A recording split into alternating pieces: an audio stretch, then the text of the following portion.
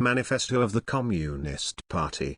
A spectre is haunting Europe, the spectre of communism. All the powers of old Europe have entered into a holy alliance to exorcise this spectre. Pope and Tsar, Metternich and Gazette, French radicals and German police spies. Where is the party in opposition that has not been decried as communistic by its opponents in power? Where is the opposition that has not hurled back the branding reproach of communism, against the more advanced opposition parties, as well as against its reactionary adversaries? Two things result from this fact. 1. Communism is already acknowledged by all European powers to be itself a power. 2. It is high time that communists should openly, in the face of the whole world, publish their views, their aims, their tendencies, and meet this nursery tale of the spectre of communism with the manifesto of the party itself. Chapter 1. Bourgeois and Proletarians.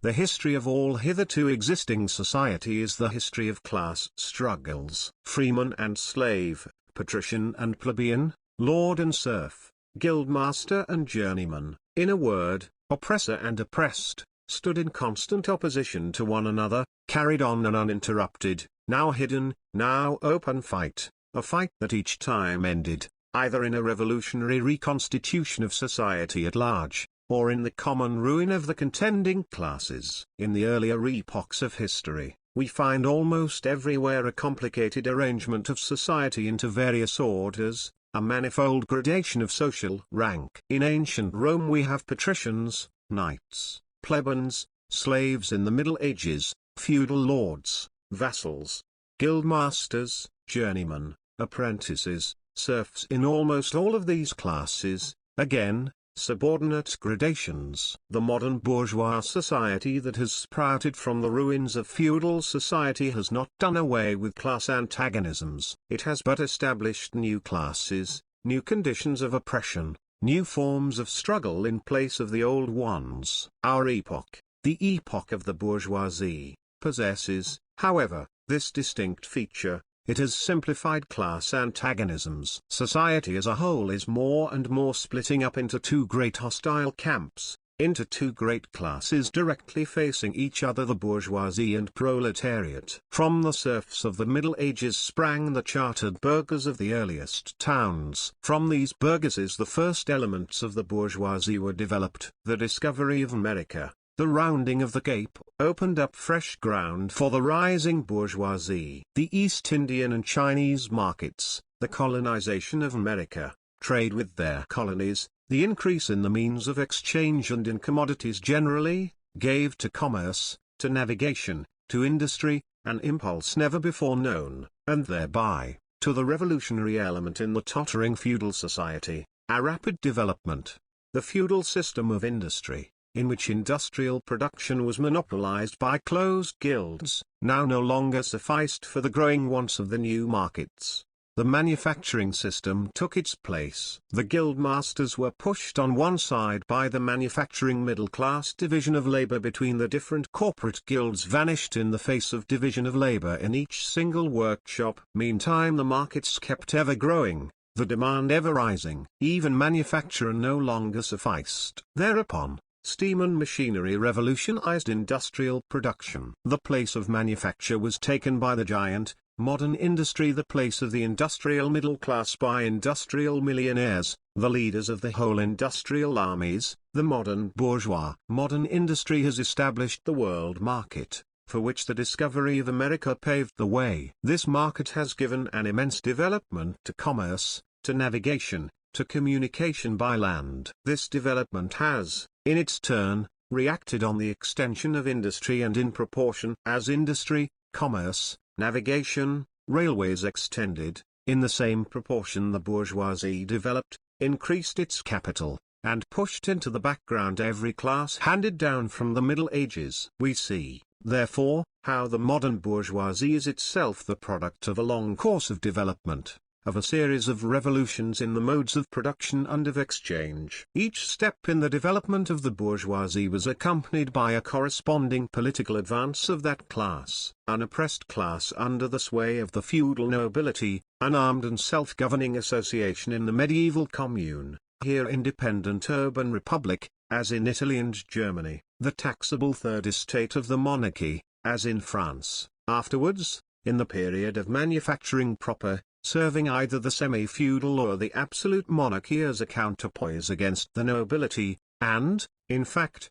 cornerstone of the great monarchies in general, the bourgeoisie has at last, since the establishment of modern industry and of the world market, conquered for itself, in the modern representative state, exclusive political sway. The executive of the modern state is but a committee for managing the common affairs of the whole bourgeoisie. The bourgeoisie, historically, has played a most revolutionary part. The bourgeoisie, wherever it has got the upper hand, has put an end to all feudal, patriarchal, idyllic relations. It has pitilessly torn asunder the motley feudal ties that bound man to his natural superiors, and has left remaining no other nexus between man and men than naked self-interest, than callous cash payment. It has drowned the most heavenly ecstasies of religious fervor, of chivalrous enthusiasm, of Philistine sentimentalism, in the icy water of egotistical calculation. It has resolved personal worth into exchange value,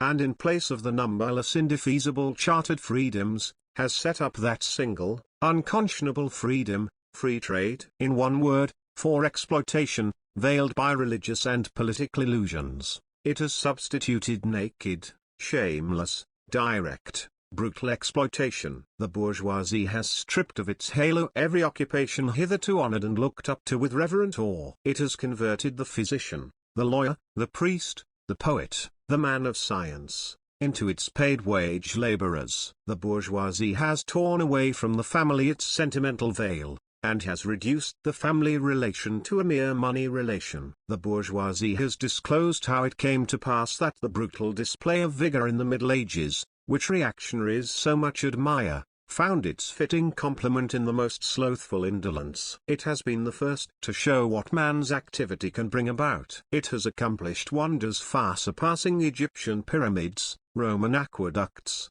and Gothic cathedrals. It has conducted expeditions that put in the shade all former exoduses of nations and crusades. The bourgeoisie cannot exist without constantly revolutionizing the instruments of production, and thereby the relations of production, and with them the whole relations of society. Conservation of the old modes of production in unaltered form, was, on the contrary, the first condition of existence for all early or industrial classes. Constant revolutionizing of production, uninterrupted disturbance of all social conditions, everlasting uncertainty and agitation distinguish the bourgeois epoch from all earlier ones. All fixed, fast-frozen relations, with their train of ancient and venerable prejudices and opinions, are swept away. All new-formed ones become antiquated before they can ossify. All that is solid melts into air, all that is holy is profaned, and man is at last compelled to face with sober senses his real conditions of life,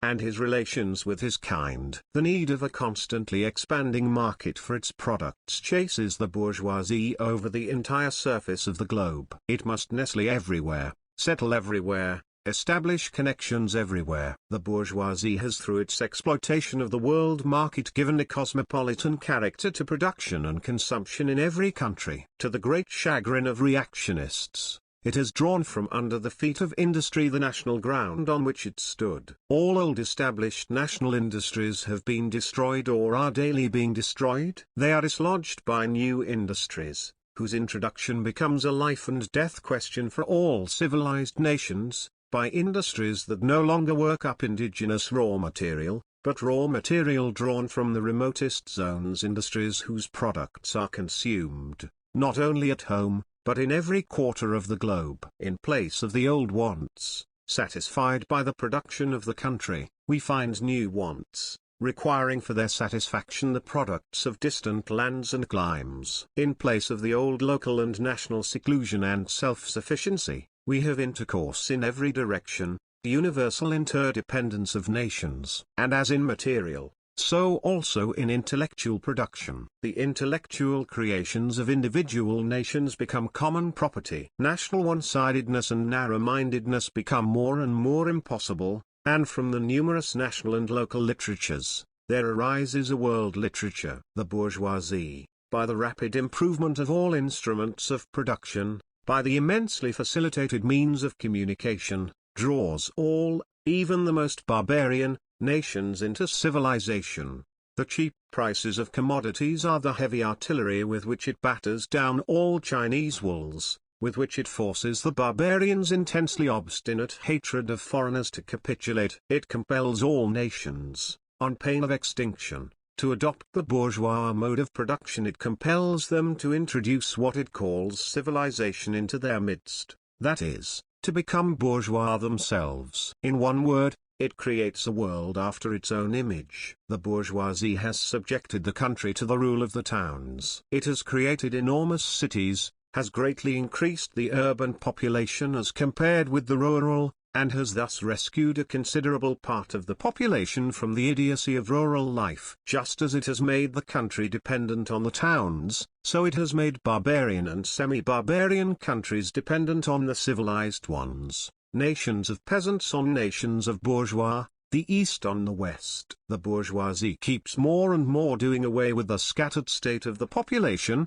of the means of production, and of property. It has agglomerated population, centralized the means of production, and has concentrated property in a few hands. The necessary consequence of this was political centralization. Independent, or but loosely connected provinces, with separate interests, laws, governments, and systems of taxation, became lumped together into one nation, with one government, one code of laws, one national class interest, one frontier, and one customs tariff. The bourgeoisie, during its rule of scarce 100 years, has created more massive and more colossal productive forces than have all preceding generations together. Subjection of nature's forces to man, machinery, application of chemistry to industry and agriculture, steam navigation, railways, electric telegraphs, clearing of whole continents for cultivation, canalization of rivers,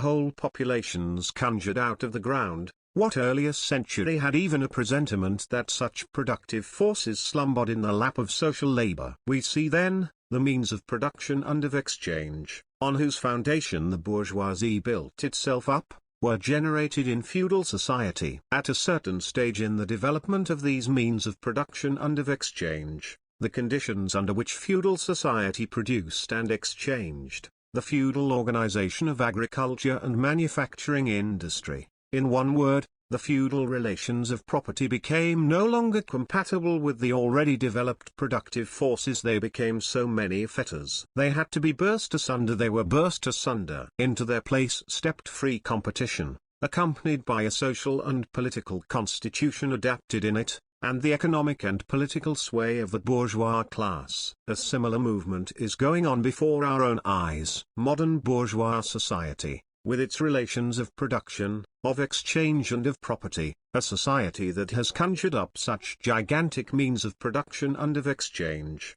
is like the sorcerer who is no longer able to control the powers of the netherworld whom he has called up by his spells. For many a decade past the history of industry and commerce is but the history of the revolt of modern productive forces against modern conditions of production, against the property relations that are the conditions for the existence of the bourgeois and of its rule. It is enough to mention the commercial crises that by their periodical return put the existence of the entire bourgeois society on its trial, each time more threateningly. In these crises, a great part not only of the existing products, but also of the previously created productive forces, are periodically destroyed. In these crises, there breaks out an epidemic that, in all earlier epochs, would have seemed an absurdity, the epidemic of overproduction. Society suddenly finds itself put back into a state of momentary barbarism. It appears as if a famine, a universal war of devastation, had cut off the supply of every means of subsistence. Industry and commerce seem to be destroyed. And why? Because there is too much civilization, too much means of subsistence, too much industry, too much commerce. The productive forces at the disposal of society no longer tend to further the development of the conditions of bourgeois property. On the contrary, they have become too powerful for these conditions, by which they are fettered, and so soon as they overcome these fetters, they bring disorder into the whole of bourgeois society. endanger the existence of bourgeois property. The conditions of bourgeois society are too narrow to comprise the wealth created by them. And how does the bourgeoisie get over these crises? On the one hand, by enforced destruction of a mass of productive forces, on the other, by the conquest of new markets, and by the more thorough exploitation of the old ones. That is to say, by paving the way for more extensive and more destructive crises, and by diminishing the means whereby crises are prevented. The weapons with which the bourgeoisie felled feudalism to the ground are now turned against the bourgeoisie itself. But not only has the bourgeoisie forged the weapons that bring death to itself, it has also called into existence the men who are to wield those weapons, the modern working class, the proletarians. In proportion as the bourgeoisie, that is, capital, is developed, in the same proportion is the proletariat, the modern working class, developed, a class of laborers, who live only so long as they find work, and who find work only so long as their labor increases capital. These laborers, who must sell themselves piecemeal, are a commodity, like every other article of commerce, and are consequently exposed to all the vicissitudes of competition, to all the fluctuations of the market. Owing to the extensive use of machinery, and to the division of labor, the work of the proletarians has lost all individual character,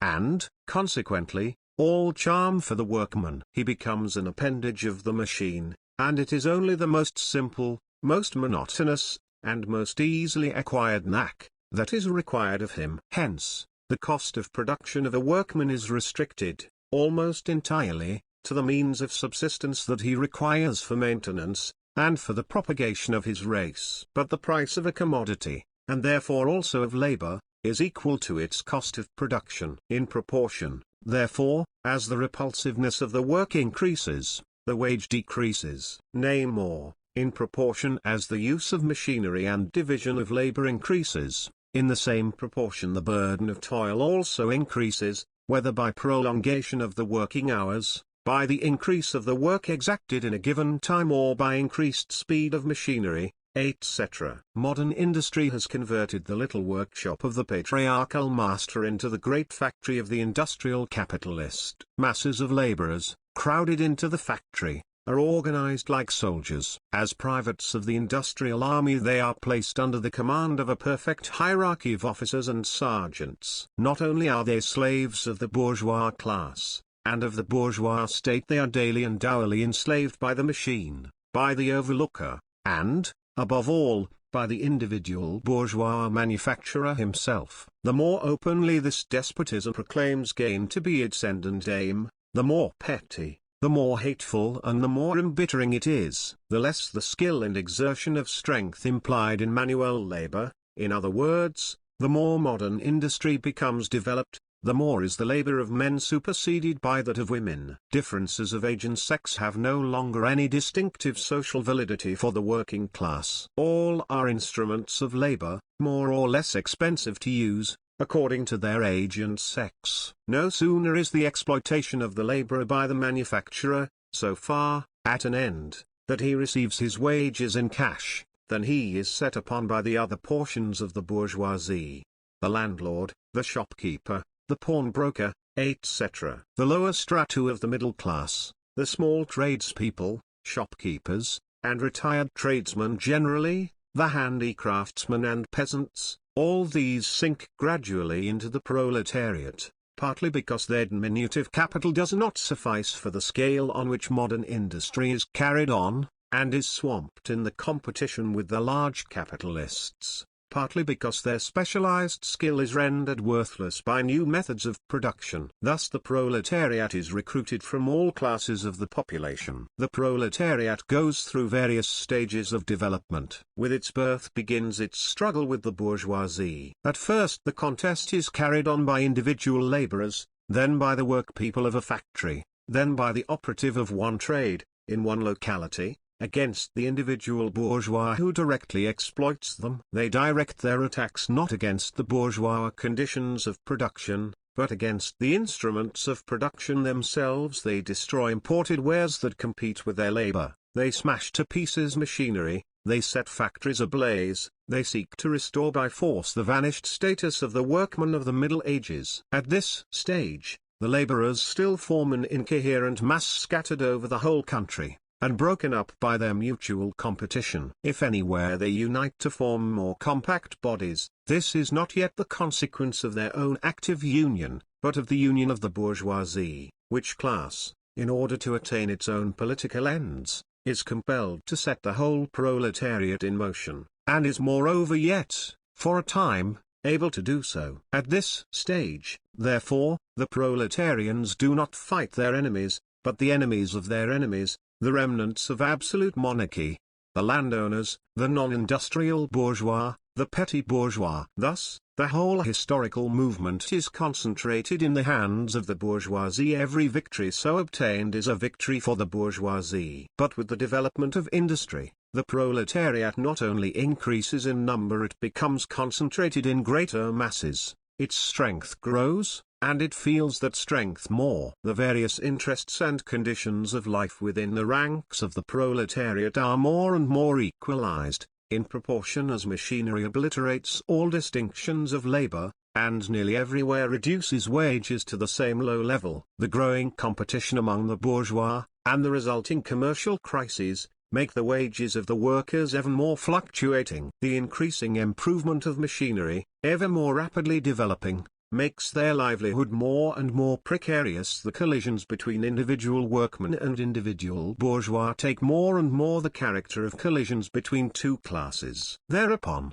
the workers begin to form combinations, trades unions, against the bourgeois. They club together in order to keep up the rate of wages. They found permanent associations in order to make provision beforehand for these occasional revolts. Here and there, the contest breaks out into riots. Now and then the workers are victorious, but only for a time. The real fruit of their battles lies, not in the immediate result, but in the ever-expanding union of the workers. This union is helped on by the improved means of communication that are created by modern industry, and that place the workers of different localities in contact with one another. It was just this contact that was needed to centralize the numerous local struggles, all of the same character, into one national struggle between classes. But every class struggle is a political struggle, and that union, to attain which the burghers of the Middle Ages, with their miserable highways, required centuries, the modern proletarian,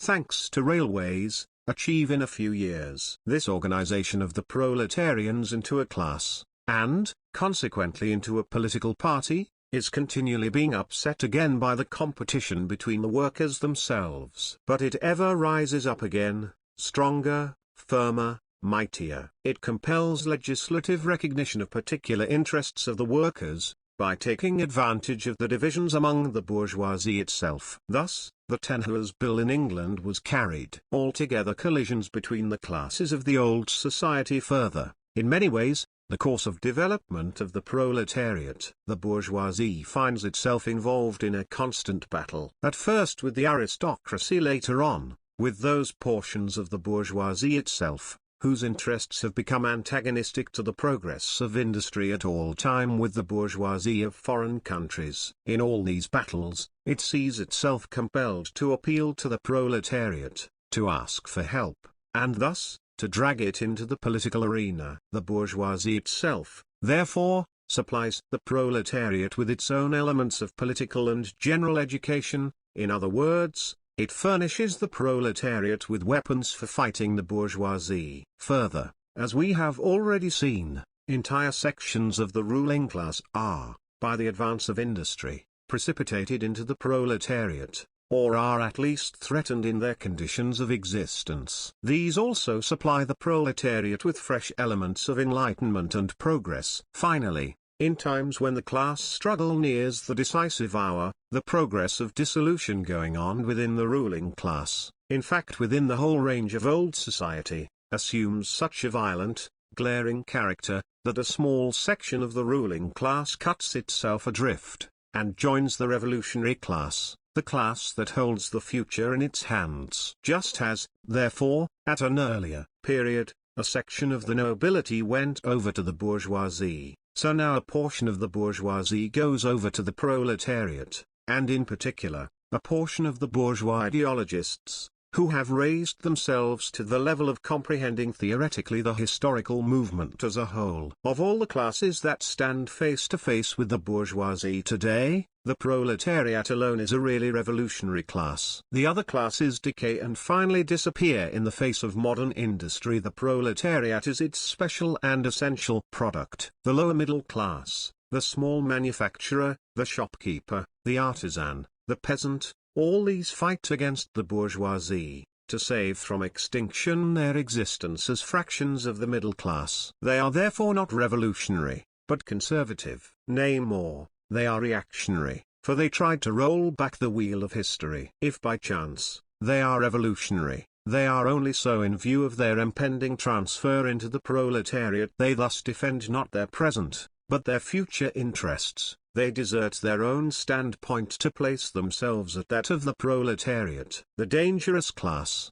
lumpen proletariat, the social scum, that passively rotting mass thrown off by the lowest layers of the old society, may, here and there, be swept into the movement by a proletarian revolution. Its conditions of life, however, prepare it far more for the part of a bribed tool of reactionary intrigue. In the condition of the proletariat, those of old society at large are already virtually swamped. The proletarian is without property. His relation to his wife and children has no longer anything in common with the bourgeois family relations. Modern industry labor, modern subjection to capital, the same in England as in France, in America as in Germany, has stripped him of every trace of national character. Law, morality, religion, are to him so many bourgeois prejudices, behind which lurk in ambush just as many bourgeois interests. All the preceding classes that got the upper hand sought to fortify their already acquired status by subjecting society at large to their conditions of appropriation. The proletarians cannot become masters of the productive forces of society, except by abolishing their own previous mode of appropriation, and thereby also every other previous mode of appropriation. They have nothing of their own to secure, and to fortify their mission is to destroy all previous securities for,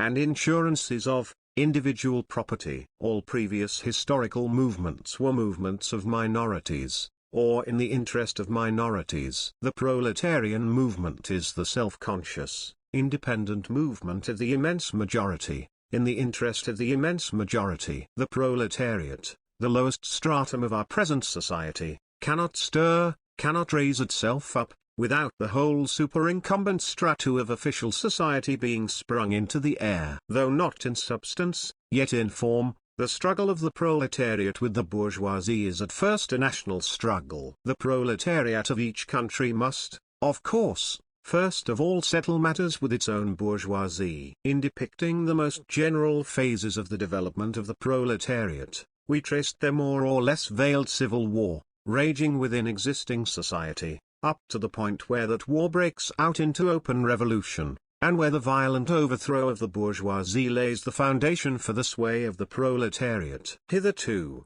every form of society has been based, as we have already seen, on the antagonism of oppressing and oppressed classes. But in order to oppress a class, certain conditions must be assured to it under which it can, at least, continue its slavish existence. The serf, in the period of serfdom, raised himself to membership in the commune, just as the petty bourgeois, under the yoke of the feudal absolutism, managed to develop into a bourgeois. The modern laborer, on the contrary, instead of rising with the process of industry, sinks deeper and deeper below the conditions of existence of his own class. He becomes a pauper, and pauperism develops more rapidly than population and wealth. And here it becomes evident that the bourgeoisie is unfit any longer to be the ruling class in society, and to impose its conditions of existence upon society as an overriding law. It is unfit to rule because it is incompetent to assure an existence to its slave within his slavery,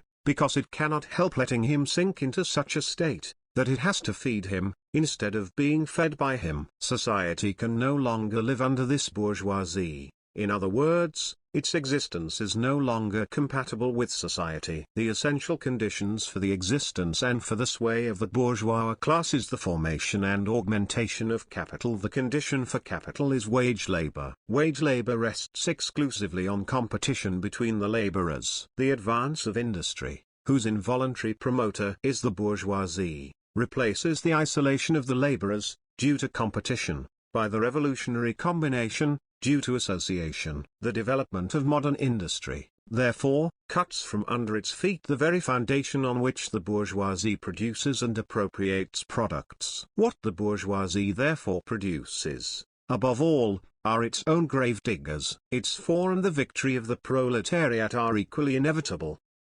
Chapter 2: Proletarians and Communists. In what relation do the Communists stand to the proletarians as a whole? The Communists do not form a separate party opposed to the other working class parties. They have no interests separate and apart from those of the proletariat as a whole. They do not set up any sectarian principles of their own, by which to shape and mold the proletarian movement. The Communists are distinguished from the other working class parties by this only: 1. In the national struggles of the proletarians of the different countries, they point out and bring to the front the common interests of the entire proletariat, independently of all nationality.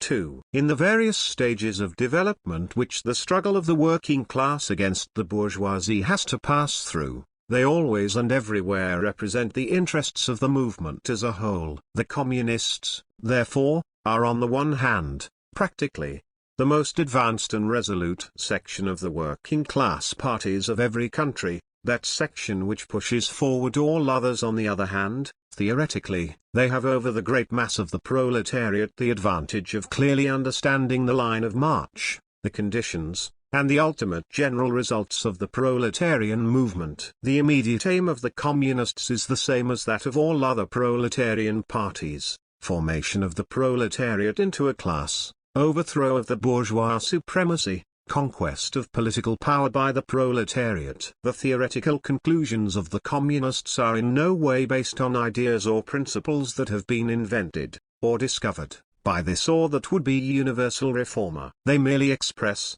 in general terms, actual relations springing from an existing class struggle, from a historical movement going on under our very eyes. The abolition of existing property relations is not at all a distinctive feature of communism. All property relations in the past have continually been subject to historical change consequent upon the change in historical conditions. The French Revolution, for example, abolished feudal property in favor of bourgeois property. The distinguishing feature of communism is not the abolition of property generally, but the abolition of bourgeois property. But modern bourgeois private property is the final and most complete expression of the system of producing and appropriating products, that is based on class antagonisms, on the exploitation of the many by the few. In this sense, the theory of the Communists may be summed up in the single sentence: abolition of private property. We Communists have been reproached with the desire of abolishing the right of personally acquiring property as the fruit of a man's own labor,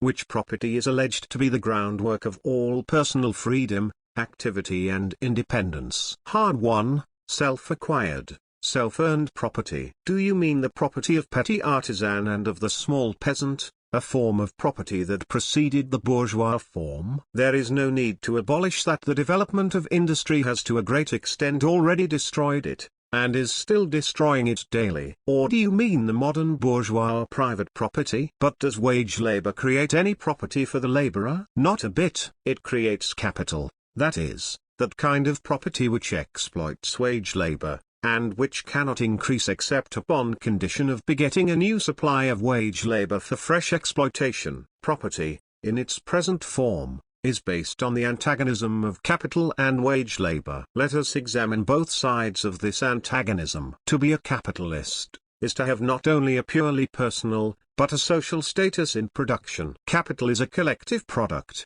and only by the united action of many members, nay, in the last resort, only by the united action of all members of society, can it be set in motion. Capital is therefore not only personal, it is a social power. When, therefore, capital is converted into common property, into the property of all members of society, personal property is not thereby transformed into social property. It is only the social character of the property that is changed. It loses its class character. Let us now take wage labor. The average price of wage labor is the minimum wage, that is, that quantum of the means of subsistence which is absolutely requisite to keep the laborer in bare existence as a laborer. What, therefore, the wage laborer appropriates by means of his labor, merely suffices to prolong and reproduce a bare existence. We by no means intend to abolish this personal appropriation of the products of labor, an appropriation that is made for the maintenance and reproduction of human life,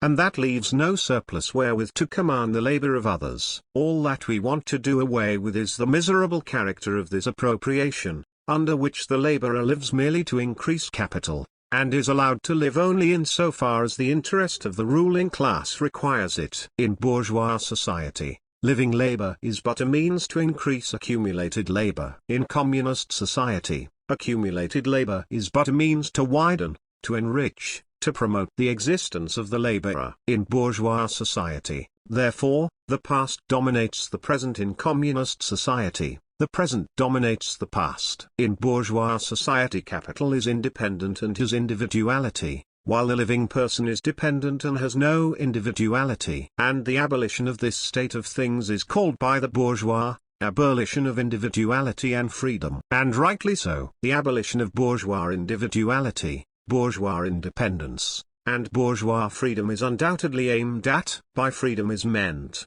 under the present bourgeois conditions of production, free trade, free selling and buying. But if selling and buying disappears, free selling and buying disappears also. This talk about free selling and buying, and all the other brave words of our bourgeois about freedom in general, have a meaning, if any, only in contrast with restricted selling and buying, with the fettered traders of the Middle Ages, but have no meaning when opposed to the communistic abolition of buying and selling, of the bourgeois conditions of production, and of the bourgeoisie itself. You are horrified at our intending to do away with private property. But in your existing society, private property is already done away with for 9/10 of the population. Its existence for the few is solely due to its non-existence in the hands of those 9/10. You reproach us, therefore, with intending to do away with a form of property, the necessary condition for whose existence is the non-existence of any property for the immense majority of society. In one word, you reproach us with intending to do away with your property. Precisely so. That is just what we intend. From the moment when labor can no longer be converted into capital, money, or rent, into a social power capable of being monopolized, that is, from the moment when individual property can no longer be transformed into bourgeois property, into capital, from that moment, you say, individuality vanishes. You must, therefore, confess that by individual you mean no other person than the bourgeois, than the middle-class owner of property. This person must, indeed, be swept out of the way, and made impossible. Communism deprives no man of the power to appropriate the products of society. All that it does is to deprive him of the power to subjugate the labor of others. By means of such appropriations, it has been objected that upon the abolition of private property, all work will cease, and universal laziness will overtake us. According to this, bourgeois society ought long ago to have gone to the dogs through sheer idleness, for those of its members who work acquire nothing, and those who acquire anything do not work. The whole of this objection is but another expression of the tautology, that there can no longer be any wage labor when there is no longer any capital. All objections urged against the communistic mode of producing and appropriating material products, have, in the same way, been urged against the communistic mode of producing and appropriating intellectual products. Just as, to the bourgeois, the disappearance of class property is the disappearance of production itself, so the disappearance of class culture is to him identical with the disappearance of all culture. That culture, the loss of which he laments, is, for the enormous majority, a mere training to act as a machine. But don't wrangle with us so long as you apply, to our intended abolition of bourgeois property, the standard of your bourgeois notions of freedom, culture, law. C. Your very ideas are but the outgrowth of the conditions of your bourgeois production and bourgeois property, just as your jurisprudence is but their will of your class made into a law for all, a will whose essential character and direction are determined by the economical conditions of existence of your class. The selfish misconception that induces you to transform into eternal laws of nature and of reason, the social forms springing from your present mode of production and form of property, historical relations that rise and disappear in the progress of production, this misconception you share with every ruling class that has preceded you. What you see clearly in the case of ancient property, what you admit in the case of feudal property, you are of course forbidden to admit in the case of your own bourgeois form of property. Abolition, Aufbung, of the family. Even the most radical flare up at this infamous proposal of the Communists. On what foundation is the present family, the bourgeois family, based? On capital, on private gain. In its completely developed form, this family exists only among the bourgeoisie. But this state of things finds its complement in the practical absence of the family among the proletarians, and in public prostitution. The bourgeois family will vanish as a matter of course when its complement vanishes, and both will vanish with the vanishing of capital. Do you charge us with wanting to stop the exploitation of children by their parents? To this crime we plead guilty. But, you say, we destroy the most hallowed of relations, when we replace home education by social. And your education, is not that also social, and determined by the social conditions under which you educate, by the intervention direct or indirect, of society, by means of schools? C. The Communists have not invented the intervention of society in education, they do but seek to alter the character of that intervention, and to rescue education from the influence of the ruling class. The bourgeois claptrap about the family and education, about the hallowed co-relation of parents and child, becomes all the more disgusting, the more, by the action of modern industry, all the family ties among the proletarians are torn asunder, and their children transformed into simple articles of commerce and instruments of labor. But you Communists would introduce community of women, screams the bourgeoisie in chorus. The bourgeois sees his wife a mere instrument of production. He hears that the instruments of production are to be exploited in common, and, naturally, can come to no other conclusion that the lot of being common to all will likewise fall to the women. He has not even a suspicion that the real point aimed at is to do away with the status of women as mere instruments of production. For the rest, nothing is more ridiculous than the virtuous indignation of our bourgeois at the community of women which, they pretend, is to be openly and officially established by the Communists. The Communists have no need to introduce community of women, it has existed almost from time immemorial. Our bourgeois, not content with having wives and daughters of their proletarians at their disposal, not to speak of common prostitutes, take the greatest pleasure in seducing each other's wives. Bourgeois marriage is, in reality, a system of wives in common, and thus, at the most, what the Communists might possibly be reproached with is that they desire to introduce, in substitution for a hypocritically concealed, unopenly legalized community of women. For the rest, it is self-evident that the abolition of the present system of production must bring with it the abolition of the community of women springing from that system, that is, of prostitution both public and private. The Communists are further reproached with desiring to abolish countries and nationality. The working men have no country. We cannot take from them what they have not got. Since the proletariat must first of all acquire political supremacy, must rise to be the leading class of the nation, must constitute itself the nation, it is so far, itself national, though not in the bourgeois sense of the word. National differences and antagonism between peoples are daily more and more vanishing, owing to the development of the bourgeoisie, to freedom of commerce, to the world market, to uniformity in the mode of production and in the conditions of life corresponding thereto. The supremacy of the proletariat will cause them to vanish still faster. United action, of the leading civilized countries at least, is one of the first conditions for the emancipation of the proletariat. In proportion as the exploitation of one individual by another will also be put an end to, the exploitation of one nation by another will also be put an end to. In proportion as the antagonism between classes within the nation vanishes, the hostility of one nation to another will come to an end. The charges against communism made from a religious, a philosophical and, generally, from an ideological standpoint, are not deserving of serious examination. Does it require deep intuition to comprehend that man's ideas, views, and conception, in one word, man's consciousness, changes with every change in the conditions of his material existence, in his social relations and in his social life? What else does the history of ideas prove,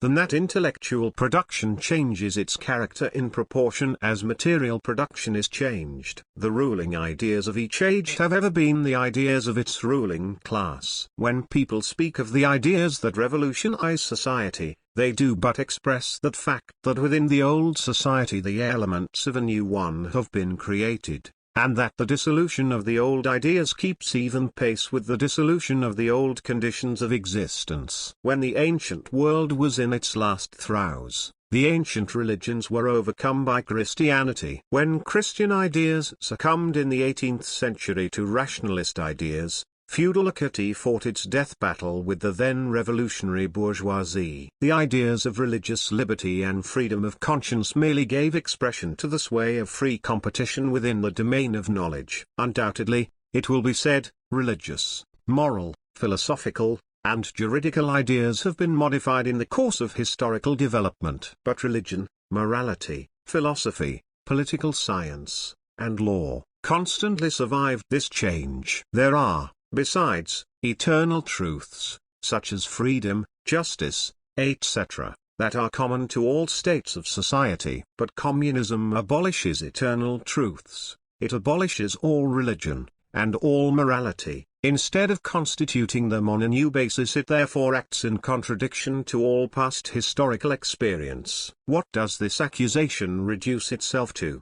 The history of all past society has consisted in the development of class antagonisms, antagonisms that assumed different forms at different epochs. But whatever form they may have taken, one fact is common to all past ages, viz., the exploitation of one part of society by the other. No wonder, then, that the social consciousness of past ages, despite all the multiplicity and variety it displays, moves within certain common forms, or general ideas, which cannot completely vanish except with the total disappearance of class antagonisms. The communist revolution is the most radical rupture with traditional property relations. No wonder that its development involved the most radical rupture with traditional ideas. But let us have done with the bourgeois objections to communism. We have seen above that the first step in the revolution by the working class is to raise the proletariat to the position of ruling class to win the battle of democracy. The proletariat will use its political supremacy to wrest,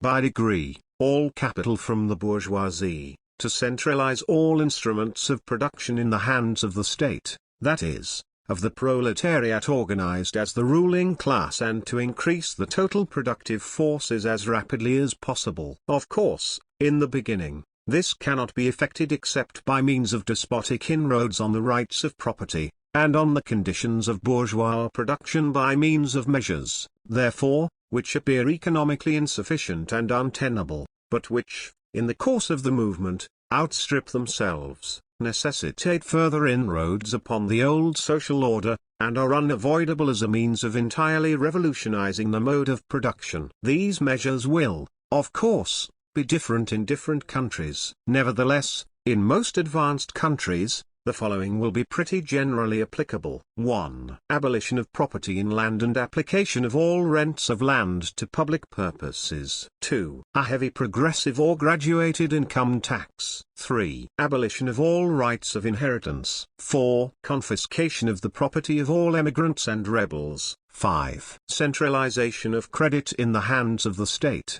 by means of a national bank with state capital and an exclusive monopoly. 6. Centralization of the means of communication and transport in the hands of the state. 7. Extension of factories and instruments of production owned by the state. The bringing into cultivation of wastelands, and the improvement of the soil generally in accordance with a common plan. 8. Equal liability of all to work. Establishment of industrial armies, especially for agriculture. 9. Combination of agriculture with manufacturing industries. Gradual abolition of all the distinction between town and country by a more equable distribution of the populace over the country. 10. Free education for all children in public schools. Abolition of children's factory labor in its present form. Combination of education with industrial production, when, in the course of development, class distinctions have disappeared, and all production has been concentrated in the hands of a vast association of the whole nation, the public power will lose its political character. Political power, properly so called, is merely the organized power of one class for oppressing another. If the proletariat during its contest with the bourgeoisie is compelled, by the force of circumstances, to organize itself as a class, if, by means of revolution, it makes itself the ruling class, and, as such, sweeps away by force the old conditions of production, then it will, along with these conditions, have swept away the conditions for the existence of class antagonisms and of classes generally, and will thereby have abolished its own supremacy as a class. In place of the old bourgeois society, with its classes and class antagonisms, we shall have an association, in which the free development of each is the condition for the free development of all. Chapter 3 Socialist and Communist Literature. Part 1 Reactionary Socialism. Feudal socialism. Owing to their historical position, it became the vocation of the aristocracies of France and England to write pamphlets against modern bourgeois society. In the French Revolution of July 1830, and in the English Reform agitation, these aristocracies again succumbed to the hateful upstart. Thenceforth, a serious political struggle was altogether out of the question. A literary battle alone remained possible. But even in the domain of literature the old cries of the Restoration period had become impossible. In order to arouse sympathy, the aristocracy was obliged to lose sight, apparently, of its own interests, and to formulate their indictment against the bourgeoisie in the interest of the exploited working class alone. Thus, the aristocracy took their revenge by singing lampoons on their new masters and whispering in his ears sinister prophecies of coming catastrophe. In this way arose feudal socialism,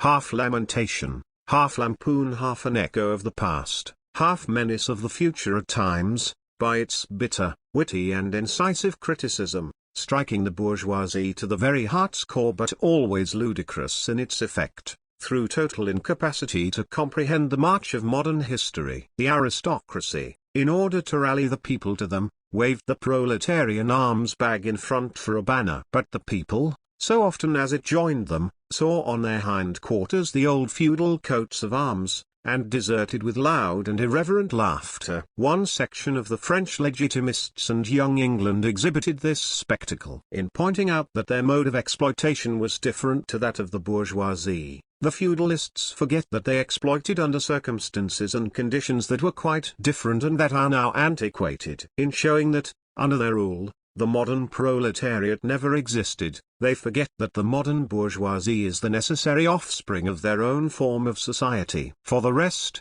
so little do they conceal the reactionary character of their criticism that their chief accusation against the bourgeois amounts to this, that under the bourgeois a copyright a class is being developed which is destined to cut up root and branch the old order of society. What they upbraid the bourgeoisie with is not so much that it creates a proletariat as that it creates a revolutionary proletariat. In political practice, therefore, they join in all coercive measures against the working class, and in ordinary life, despite their highfalutin phrases, they stoop to pick up the golden apples dropped from the tree of industry, and to barter truth, love, and honor, for traffic in wool, beetroot sugar, and potato spirits. As the parson has ever gone hand in hand with the landlord, So has clerical socialism with feudal socialism. Nothing is easier than to give Christian asceticism a socialist tinge. Has not Christianity declaimed against private property, against marriage, against the state? Has it not preached in the place of these, charity and poverty, celibacy and mortification of the flesh, monastic life and mother church? Christian socialism is but the holy water with which the priest consecrates the heart-burnings of the aristocrat.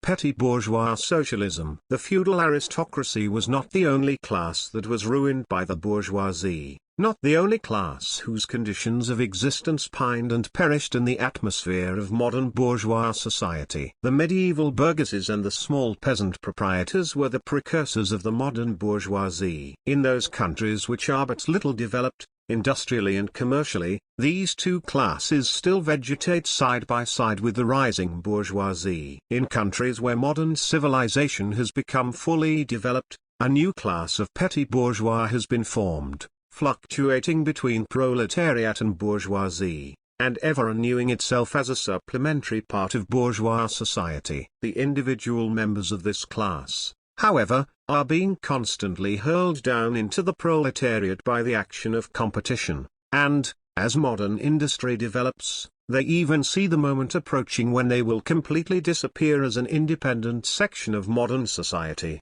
to be replaced in manufactures, agriculture and commerce, by overlookers, bailiffs and shopmen. In countries like France, where the peasants constitute far more than half of the population, it was natural that writers who sided with the proletariat against the bourgeoisie should use, in their criticism of the bourgeois copyright regime, the standard of the peasant and petty bourgeois, and from the standpoint of these intermediate classes, should take up the cudgels for the working class. Thus arose petty bourgeois socialism. Sismondi was the head of this school, not only in France but also in England. This school of socialism dissected with great acuteness the contradictions in the conditions of modern production. It laid bare the hypocritical apologies of economists. It proved, incontrovertibly, the disastrous effects of machinery and division of labor, the concentration of capital and land in a few hands, overproduction and crises. It pointed out the inevitable ruin of the petty bourgeois and peasant, the misery of the proletariat, the anarchy in production, the crying inequalities in the distribution of wealth, the industrial war of extermination between nations, the dissolution of old moral bonds, of the old family relations, of the old nationalities. In its positive aims, however, this form of socialism aspires either to restoring the old means of production and of exchange, and with them the old property relations, and the old society, or to cramping the modern means of production and of exchange within the framework of the old property relations that have been, and were bound to be, exploded by those means. In either case, it is both reactionary and utopian. Its last words are, corporate guilds for manufacture, patriarchal relations in agriculture. Ultimately, when stubborn historical facts had dispersed all intoxicating effects of self-deception, this form of socialism ended in a miserable fit of the blues.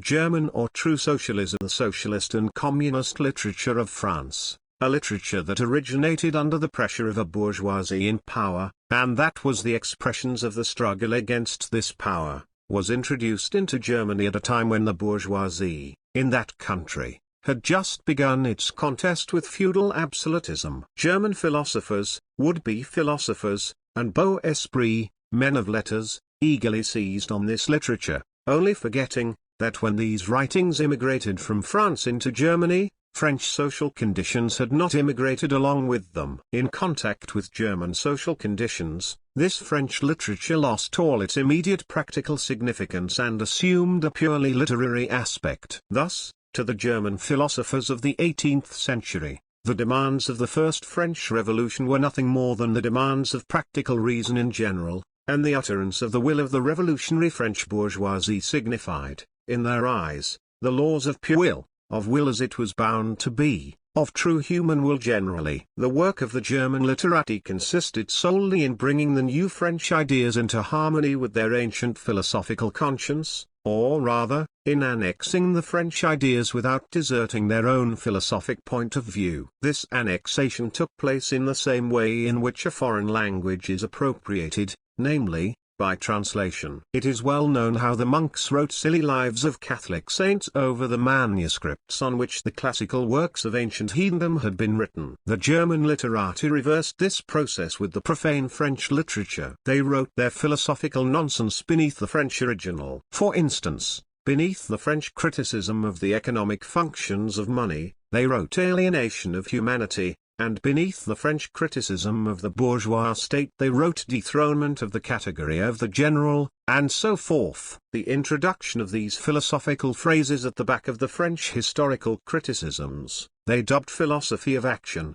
true socialism, German science of socialism, philosophical foundation of socialism, and so on. The French socialist and communist literature was thus completely emasculated, and, since it ceased in the hands of the German to express the struggle of one class with the other, he felt conscious of having overcome French one-sidedness and of representing, not true requirements, but the requirements of truth, not the interests of the proletariat, but the interests of human nature, of man in general, who belongs to no class, has no reality, who exists only in the misty realm of philosophical fantasy. This German socialism, which took its schoolboy task so seriously and solemnly, and extolled its poor stock in trade in such a mountebank fashion, meanwhile gradually lost its pedantic innocence. The fight of the Germans, and especially of the Prussian bourgeoisie, against feudal aristocracy and absolute monarchy,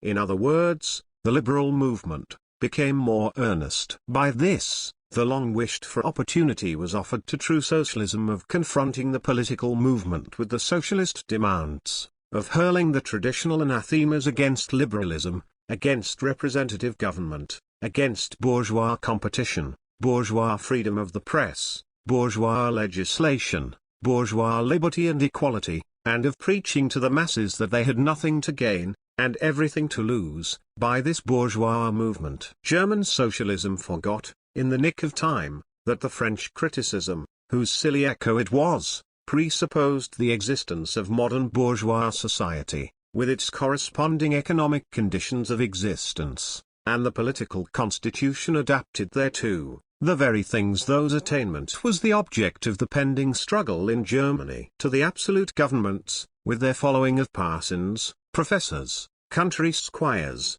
and officials, it served as a welcome scarecrow against the threatening bourgeoisie. It was a sweet finish, after the bitter pills of flogging and bullets, with which these same governments, just at that time, dosed the German working-class risings. While this true socialism thus served the government as a weapon for fighting the German bourgeoisie, it, at the same time, directly represented a reactionary interest, the interest of German Philistines. In Germany, the petty bourgeois class, a relic of the 16th century, and since then constantly cropping up again under the various forms, is the real social basis of the existing state of things. To preserve this class is to preserve the existing state of things in Germany. The industrial and political supremacy of the bourgeoisie threatens it with certain destruction, on the one hand, from the concentration of capital on the other, from the rise of a revolutionary proletariat. True socialism appeared to kill these two birds with one stone. It spread like an epidemic. The robe of speculative cobwebs, embroidered with flowers of rhetoric, steeped in the dew of sickly sentiment, this transcendental robe in which the German socialists wrapped their sorry eternal truths, all skin and bone, served to wonderfully increase the sale of their goods amongst such a public. And on its part German socialism recognized, more and more, its own calling as the bombastic representative of the petty bourgeois Philistine. It proclaimed the German nation to be the model nation, and the German petty Philistine to be the typical man. To every villainous meanness of this model man, it gave a hidden, higher, socialistic interpretation, the exact contrary of its real character. It went to the extreme length of directly opposing the brutally destructive tendency of communism, and of proclaiming its supreme and impartial contempt of all class struggles. With very few exceptions, all the so-called socialist and communist publications that now circulate in Germany belong to the domain of this foul and enervating literature. Part 2. Conservative or bourgeois socialism. A part of the bourgeoisie is desirous of redressing social grievances in order to secure continued existence of bourgeois society. To this section belong economists, philanthropists, humanitarians, improvers of the condition of the working class, organizers of charity, members of societies for the prevention of cruelty to animals, temperance fanatics, hole and corner reformers of every imaginable kind. This form of socialism has, moreover, been worked out into complete systems. We may cite Proudhon's philosophy de la Cicérie as an example of this form. The socialistic bourgeois want all the advantages of modern social conditions without the struggles and dangers necessarily resulting therefrom. They desire the existing state of society, minus its revolutionary and disintegrating elements. They wish for a bourgeoisie without a proletariat. The bourgeoisie naturally conceives the world in which it is supreme to be the best, and bourgeois socialism develops this comfortable conception into various more or less complete systems. In requiring the proletariat to carry out such a system, and thereby to march straightway into the social New Jerusalem, it but requires in reality that the proletariat should remain within the bounds of existing society, but should cast away all its hateful ideas concerning the bourgeoisie. A second, and more practical, but less systematic, form of this socialism sought to depreciate every revolutionary movement in the eyes of the working class by showing that no mere political reform, but only a change in the material conditions of existence, in economical relations, could be of any advantage to them. By changes in the material conditions of existence, this form of socialism, however, by no means understands abolition of the bourgeois relations of production, an abolition that can be effected only by a revolution, but administrative reforms, based on the continued existence of these relations, reforms, therefore, that in no respect affect the relations between capital and labor, but,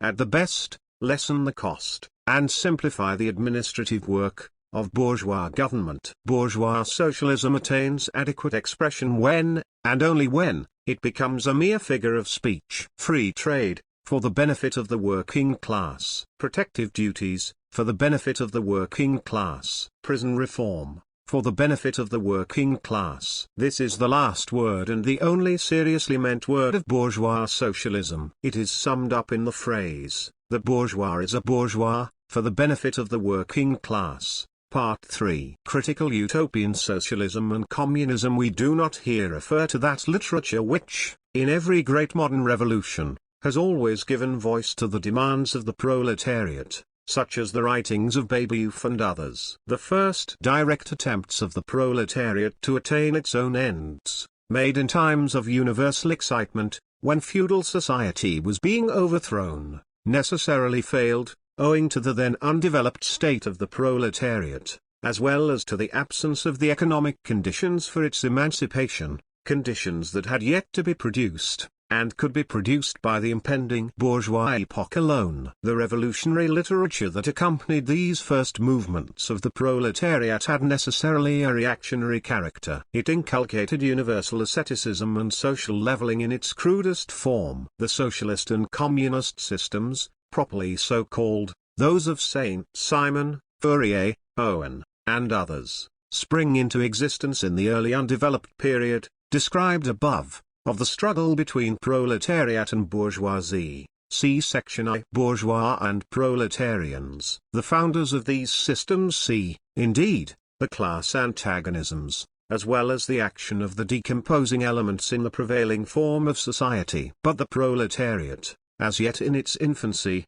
offers to them the spectacle of a class without any historical initiative or any independent political movement. Since the development of class antagonism keeps even pace with the development of industry, the economic situation, as they find it, does not as yet offer to them the material conditions for the emancipation of the proletariat. They therefore search after a new social science, after new social laws, that are to create these conditions. Historical action is to yield to their personal inventive action historically created conditions of emancipation to fantastic ones, and the gradual, spontaneous class organization of the proletariat to an organization of society especially contrived by these inventors. Future history resolves itself, in their eyes, into the propaganda and the practical carrying out of their social plans. In the formation of their plans, they are conscious of caring chiefly for the interests of the working class, as being the most suffering class. Only from the point of view of being the most suffering class does the proletariat exist for them. The undeveloped state of the class struggle,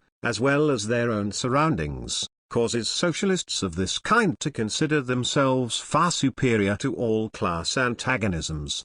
They want to improve the condition of every member of society, even that of the most favored. Hence, they habitually appeal to society at large, without the distinction of class, nay, by preference, to the ruling class. For how can people, when once they understand their system, fail to see in it the best possible plan of the best possible state of society? Hence, they reject all political, and especially all revolutionary action they wish to attain their ends by peaceful means, necessarily doomed to failure, and by the force of example, to pave the way for the new social gospel. Such fantastic pictures of future society, painted at a time when the proletariat is still in a very undeveloped state and has but a fantastic conception of its own position, correspond with the first instinctive yearnings of that class for a general reconstruction of society. But these socialist and communist publications contain also a critical element. They attack every principle of existing society. Hence,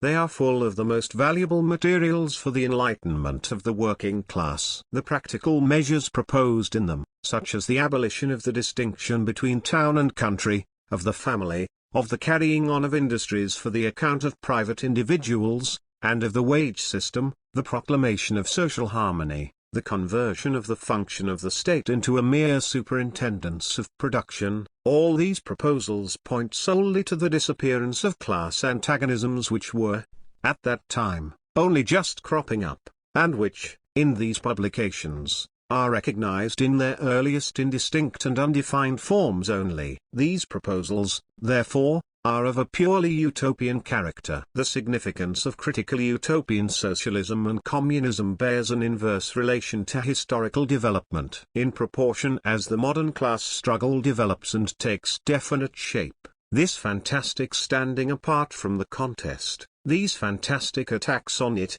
lose all practical value and all theoretical justification. Therefore, although the originators of these systems were, in many respects, revolutionary, their disciples have, in every case, formed mere reactionary sects. They hold fast by the original views of their masters, in opposition to the progressive historical development of the proletariat. They, therefore, endeavor, and that consistently, to deaden the class struggle and to reconcile the class antagonisms. They still dream of experimental realization of their social utopias, of founding isolated phalansters, of establishing home colonies, or setting up a little Icaria, duodecimo editions of the New Jerusalem, and to realize all these castles in the air, they are compelled to appeal to the feelings and purses of the bourgeois. By degrees, they sink into the category of the reactionary, or conservative socialists depicted above, differing from these only by more systematic pedantry, and by their fanatical and superstitious belief in the miraculous effects of their social science. They, therefore, violently oppose all political action on the part of the working class. Such action, according to them, can only result from blind unbelief in the new gospel. The Onites in England, and the Fourierists in France, respectively, oppose the Chartists and the Reformists. Chapter 4: Position of the Communists in relation to the various existing opposition parties. Section 2 has made clear the relations of the Communists to the existing working class parties, such as the Chartists in England and the agrarian reformers in America. The Communists fight for the attainment of the immediate aims, for the enforcement of the momentary interests of the working class, but in the movement of the present, they also represent and take care of the future of that movement. In France, the Communists ally with the Social Democrats against the conservative and radical bourgeoisie, reserving, however, the right to take up a critical position in regard to phases and illusions traditionally handed down from the Great Revolution. In Switzerland, they support the radicals, without losing sight of the fact that this party consists of antagonistic elements, partly of democratic socialists, in the French sense, partly of radical bourgeois. In Poland, they support the party that insists on an agrarian revolution as the prime condition for national emancipation, that party which fomented the insurrection of Krakow in 1846. In Germany, they fight with the bourgeoisie whenever it acts in a revolutionary way, against the absolute monarchy, the feudal squiarchy, and the petty bourgeoisie, but they never cease, for a single instant, to instill into the working class the clearest possible recognition of the hostile antagonism between bourgeoisie and proletariat, in order that the German workers may straightway use, as so many weapons against the bourgeoisie, the social and political conditions that the bourgeoisie must necessarily introduce along with its supremacy, and in order that, after the fall of the reactionary classes in Germany, the fight against the bourgeoisie itself may immediately begin. The Communists turn their attention chiefly to Germany, because that country is on the eve of a bourgeois revolution that is bound to be carried out under more advanced conditions of European civilization and with a much more developed proletariat than that of England was in the 17th, and France in the 18th century, and because the bourgeois revolution in Germany will be but the prelude to an immediately following proletarian revolution. In short, the Communists everywhere support every revolutionary movement against the existing social and political order of things. In all these movements, they bring to the front, as the leading question in each, the property question, no matter what its degree of development at the time. Finally, they labor everywhere for the union and agreement of the democratic parties of all countries. The Communists disdain to conceal their views and aims. They openly declare that their ends can be attained only by the forcible overthrow of all existing social conditions. Let the ruling classes tremble at a communistic revolution. The proletarians have nothing to lose but their chains. They have a world to win. Working men of all countries, unite.